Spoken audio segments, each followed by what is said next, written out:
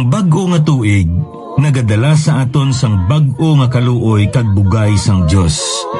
Ini bunga sang kaayo sang aton Ginoo sa tagsa-tagsa ka mga tinubos niya. Gani pagigupod kamo sa akon, kaysa sulod sining 30 ka minutos, aton pagapamanandungan ang mga prinsipyo kag pagturunan sang pulong sang aton Ginoo na tuhoy sa bag-o nga tuig. Bag-o nga kagayinan kag handom sa pag-alagad sa Dios kag sa pagtuon sang iya pulong.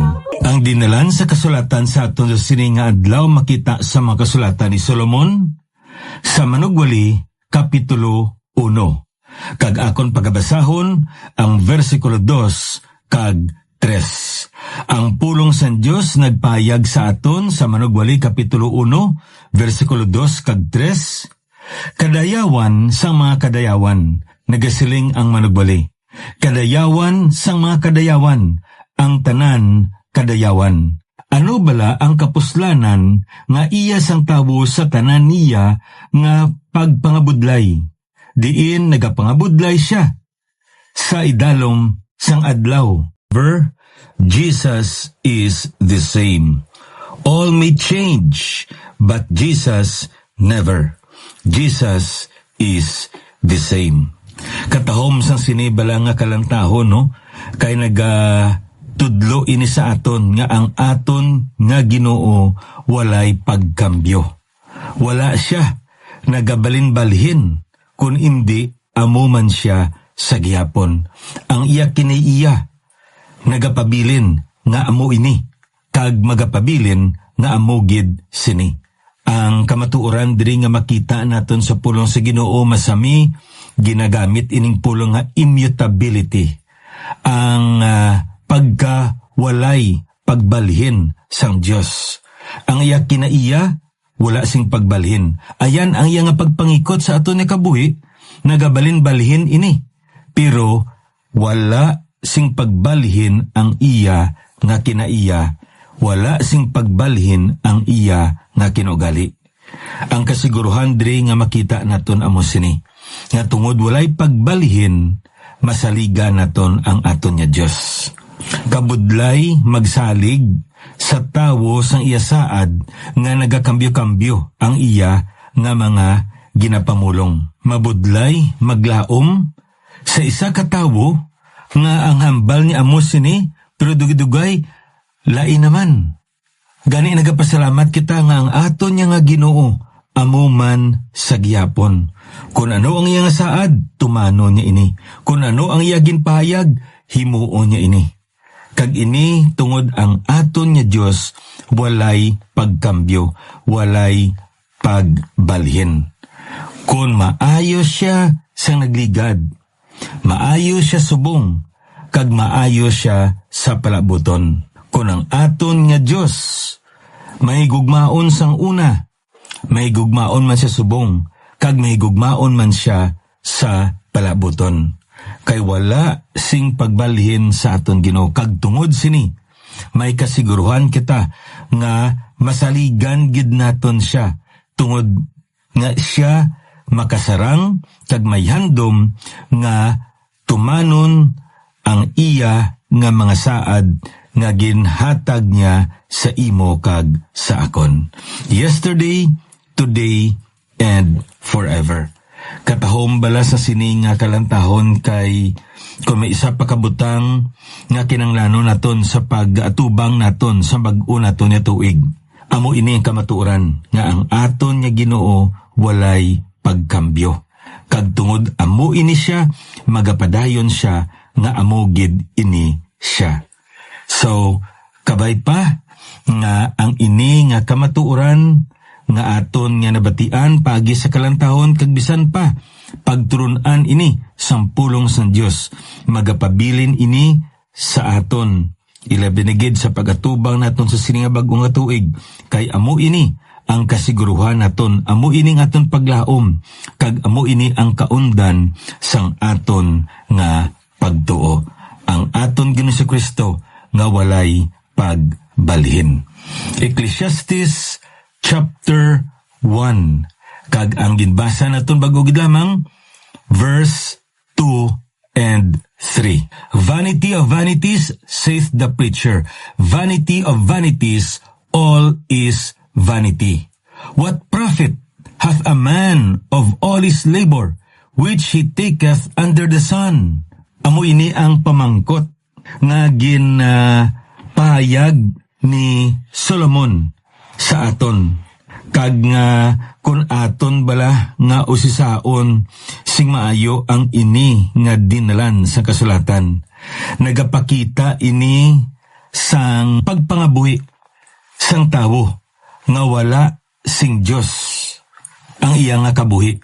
Wala siya may ginakilala nga Dios. Wala niya gina-konsiderar ang Dios. Kag wala niya gina-acknowledge ang Dios sa iya nga kabuhi. Kag para sa iya ang tanan-tanan niya butang kadayawan. Vanity. Now ining pulong gali bala nga vanity, mahangpan naton ini sa tatlo ka mga pamaagi. Unagid ining pulong nga vanity. Ang butsilingon sini, fleeting, umalagi. Amo ini ang paglantaw ni Solomon sang kabuhi nga wala gina-konsiderar o kung ginakilala ang Diyos. Ang kabuhi sang tawo umalagi lamang. Kag hindi lamang amo sina. Ining pulong gali nga vanity aton man magamit ining kahulugan niya futile o kung meaningless. Wala sing kahulugan. Wala sing kapuslanan. Amo ini ang sitwasyon pangabuhi isang tawo nga wala ginakilala ang Diyos sa iya nga kabuhi. Hindi lamang nga umalagi ang iya nga kabuhi, kundi wala sing kahulugan, wala sing kapuslanan. Kay katatlo diri ining pulong gali nga vanity aton man ini nga mahatagan sang kahulugan niya incomprehensible or enigmatic. Kung sa aton pa, hindi gid naton matungkad, hindi gid naton maintindihan. Kag tungod sini, kung ikaw kag ako, nagapangabuhi nga wala naton ginakabig ang Diyos. Wala naton ginabutang sa larawan sa aton pagpangabuhi ang aton nga Diyos. Amo ini ang pangabuhi naton. Umalagi, wala sing kahulugan, wala sing pulos, kag hindi naton maintindihan, hindi naton mahangpan ang tinutuyo kag ang rason nga nagakabuhi kita. Dasay kung aton nga lang taon sa pulong sa Ginoo, masapuan naton nga importante gid nga imo kag akon nga makonsiderar ang Diyos sa aton nga kabuhi. Si Solomon ay baluan naton. Ginakabig siya nga pinakamaalam nga tawo sa ila mismo nga doog. Ang iya nga amay nga si David, antes pa ang Diyos naghatag sa iya sing kaalam, nakita niya ang kaalam ni Solomon. 1 Kings chapter 2 verse 6 and 9. Kag ang pinakatahong pagidri kay sang nagpangayo ang aton nga Diyos sang gusto ni Solomon nga ihatag sa iya. Ang ginpangayo ni Solomon sa aton nga Diyos a wise and understanding heart. 1 Kings chapter 3 verse 7 to 12. Isa ka maalamon kag mahinangpanon nga tagipusoon. Amo ini ang iya nga ginpangayo. Kag tungod sini ang iya nga kaalam, kag ang iya ihibalo, kag ang iya nga mga pananawon na hibaluan, kag subong man nabatian sang mga katawan hindi lamang sa nasyon sang Israel kundi sa mga palibot pagid nga mga ginarian. Dira naton ina na hibaluan. 1 Kings chapter 4 verse 34. Amo ini ang kabuhi ni Solomon. Kag sa iya nga pamalandong sa pangabuhi, nakita niya nga wala sing kapuslanan, wala sing kahulugan, tamaan ka umalagi, kag subong man, Indi mahangpan ang pangabuhi sang tawo kung hindi niya pagkilalahon ang Diyos sa iya nga kabuhi. Amo ni ang pagtulunan nga makita naton. Now, aton anay nga pagalantawan bala no, may 3 lamang ka mga libro nga ginsulat si Solomon nga makita naton sa Biblia. Sang batanon siya, nagsulat siya sang Song of Solomon, Song of Songs. Kag parte ina sang iyang pagigugma. Kag sang yara na siya sa tunga-tunga sang iyang pagpangabuhi, nagsulat siya sang Proverbs, mga laygay niya ini sa iya nga anak. Kag sang yara na siya sa 3 nga bahin sang iya nga pagpangabuhi, naghinunod na ang iya nga pagpangabuhi, nagsulat siya sang Ecclesiastes. Kag nakita niya kung ano kawalay pulos, umalagi, kag wala sing kahulugan ang pagpangabuhi kung wala dira ang Diyos nga ginakabig kag ginakonsiderar sang tawo. Amo na kon aton nga lang taon sa pulong sa Ginoo, naghambal dira siya sa versikulo 9. Ang nagligad na amo ang magaabot, kag ang nahimo na amo ang himuon, kag wala sing bag-o nga butang sa idalom sang adlaw. The thing that hath been, it is that which shall be, and that which is done is that which shall be done. There is no new thing under the sun. Ano ba't silingon sini? Kung aton ngalang taon, kag saon ang iningad din nalan sa kasulatan, makita naton sa kabuhi ni Solomon nga naghandom siya sang ginatog naton katumanan sa pagpangabuhi, fulfillment in life. Kagin pangita niya ang ini nga fulfillment sa iya pagpangabuhi sa sini nga kalibutan. Kung ano ang ginhatag sang kalibutan, ginbato niya ini, kagin kabuhi niya ini. Kagin kabuhi niya ini, sing tamaan gid kadako. Apang nabaluan naton nga wala sing anuman nga butang nga nakahatag sang kalipay, sang pagidait, sang kausayan, kag bisan pa katinaran sang iya nga kabuhi. Wala sing manggad, wala sing gahom, bisan pa asawa, bisan ang reliyon. Wala nakahatag sang permanente kag nagapadayon nga kalinong, kontento kag kalipay sa iya nga pagpangabuhi. Kung aton isasaon ang pulong sa Ginoo, makita naton nga madamo siya sing gin-ubra sa sini nga kalibutan. Apang sa katapusan nagambal siya, vanity of vanities. Kaya nga man, human wisdom is vanity. Ecclesiastes 2:14-16. Human effort is vanity. Chapter 2 verse 18-23. Human achievement is vanity. Chapter 2 verse 26. Ano pagid? Human life is also vanity. Chapter 3 verse 18-22. Ano pagid? Human rivalry. Chapter 4 verse 4. Human selfish sacrifice. Chapter 4 verse 7 and 8. It is also vanity. Another one. Human power.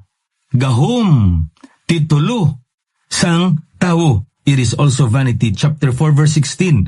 Ari pagid, human greed. Bao, grabe, no? Amo gini ang isa sa mga butang nga makita naton sa tao sa kalibutan. Gusto niya ang kunon tanan-tanan. Kay abi niya, sa pag-angko niya sang tanan-tanan, makatag inising kausayan sa iya, sing kalipay sa iya, sang katumanan sa ipagpangabuhi. Pero naibaluan naton nga na-experiensya na ina ni Solomon. Human greed, chapter 5 verse 10, kag gingamit niya ini nga butang nga abi niya. Amo ni ang makatag sing katumanan sa iya. apang nibaluan niya nga kadayawan ini. What else? Human accumulation. Chapter 6 verse 1 to 12. Halindra sa mga pagkabutang niya, hasta sa makasapatan niya, hasta sa iyang mga asawa. Kagari pagid. Chapter 8 verse 10 to 14.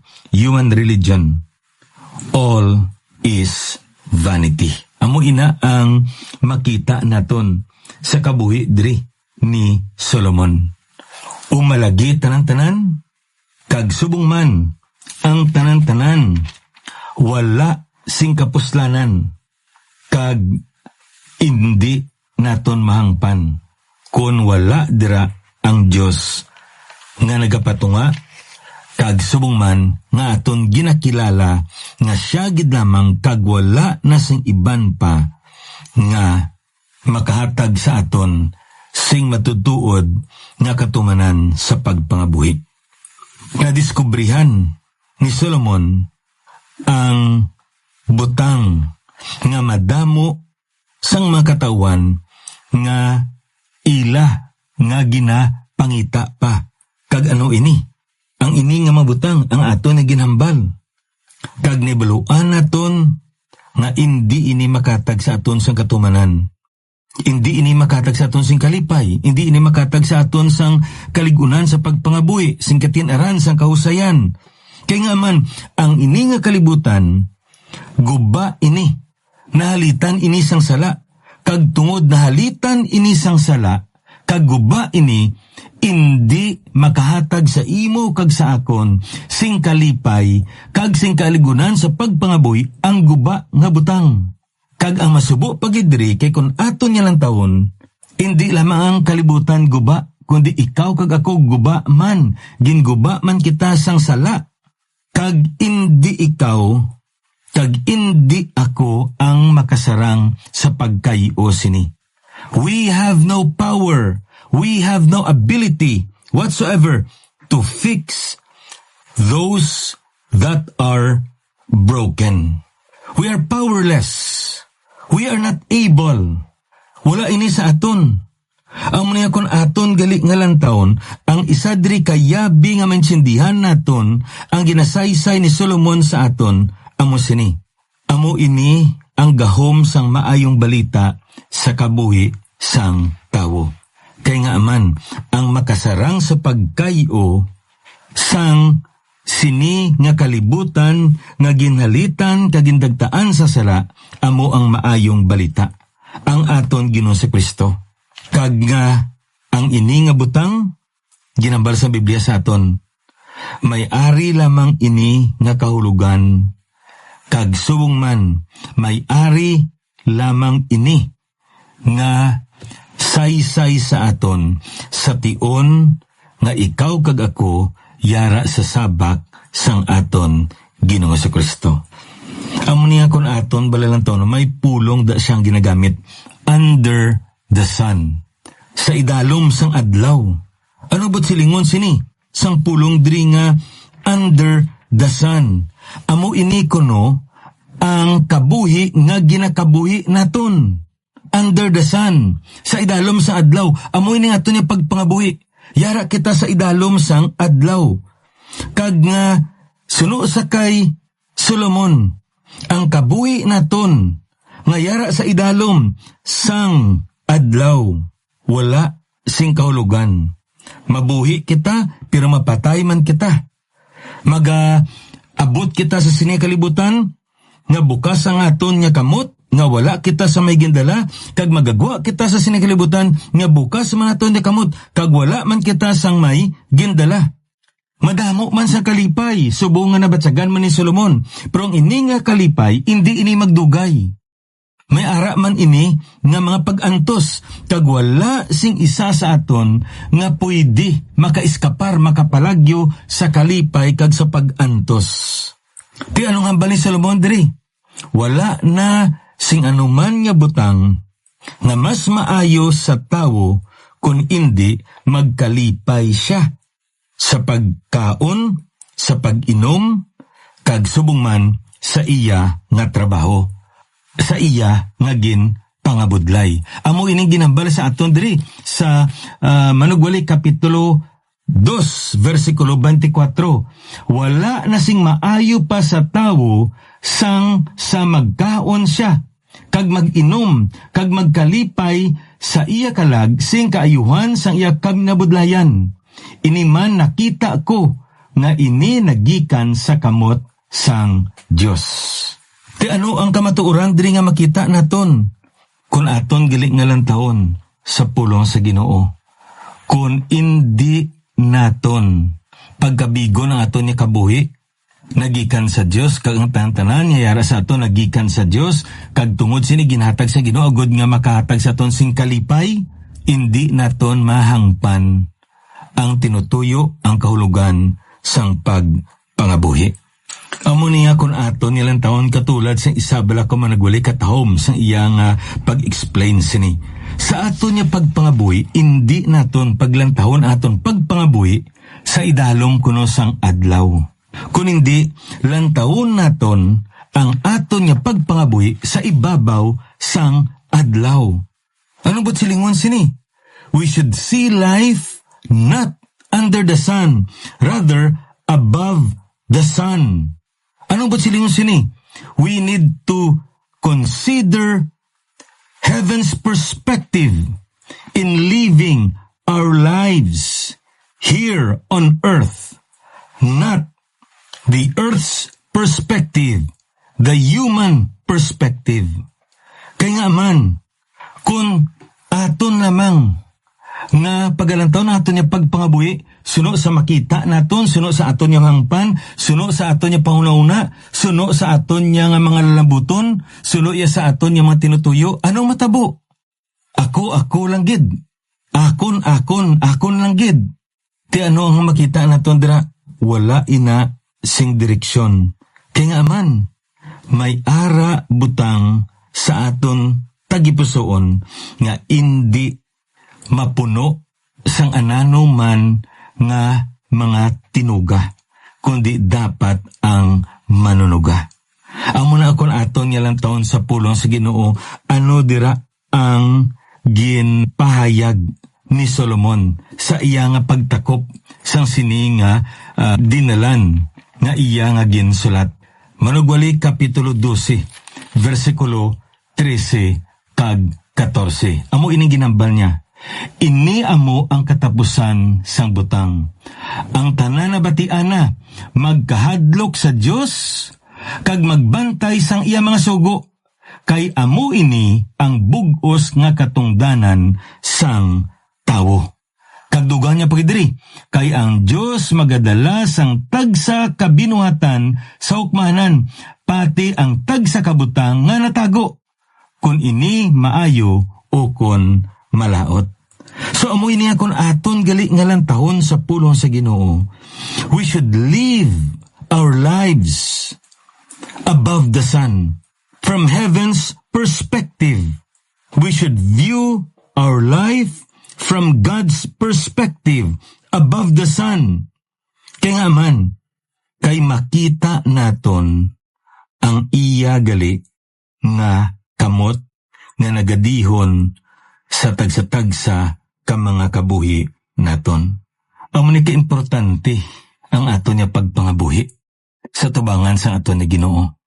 Nga wala niya ikaw gintugtan, kag wala niya ako gintugtan, nga magpangabuhi kitaya suno sa aton niya pagangop, suno sa aton plano, suno sa aton nga mga binuhatan. Hindi, magakabuhi kita suno sa plano niya.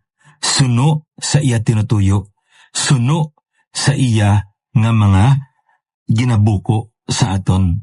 Kay amo ini ang pinakamaayo nga pagpangabuhi nga ginaman sang Ginoo sa imo kag sa akon. Kag ano ini? We need to fear God and keep His commandments. For this is the whole duty of man. Kung ang taon gani naton ining pulo nga duty, hindi tani makita gid gani sa Biblia. Amo ning iban gambal, for this is the whole of man. You want to experience the wholeness of life? Fear God and keep His commandments. Kaya nga man, Kung aton gali nga ginakonsiderar ang kamot sang Dios sa anuman nga eksperyensya nga aton nga eksperensyan, kag anuman ang mga plano nga ginaplano naton, iupod naton ang Ginoo, konsiderahon naton ang Ginoo, then we will experience what it means to be human, what it means to be created according to the image and likeness of God. Aton ini pagapamanadungan sa Madason naman ni broadcast ang ini kamatuoran sa pulong sa Ginoo. Ini nyo abyan alagad sa kanginan, Pastor Neil Vilches. A blessed and happy New Year to you.